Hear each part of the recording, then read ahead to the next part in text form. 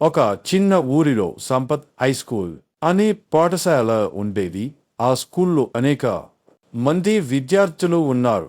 అందులో ప్రధానంగా ముగ్గురు మంచి మిత్రులు, రాజు, కిరణ్ మరియు భాను. వారు ముగ్గురు 10వ తరగతి చదువుతున్నారు. వారిలో రాజు చాలా చురుకైనవాడు, కానీ ఆటలపైన ఎక్కువ ఆసక్తి. కిరణ్ బాగానే చదివేవాడు, కానీ మొబైల్ ఫోన్ను ఎక్కువగా వాడేవాడు. భాను మాత్రం నిశ్శబ్దంగా కష్టపడి చదువుకునే మనిషి. అతను ప్రతిరోజు చదవడానికి నిర్ణీత సమయం కేటాయించేవాడు.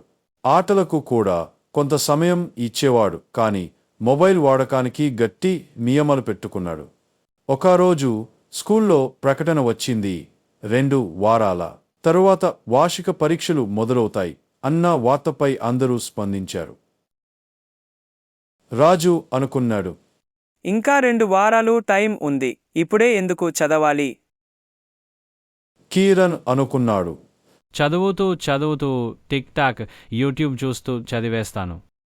భాను మాత్రం సీరియస్గా రివిజన్ మొదలుపెట్టాడు.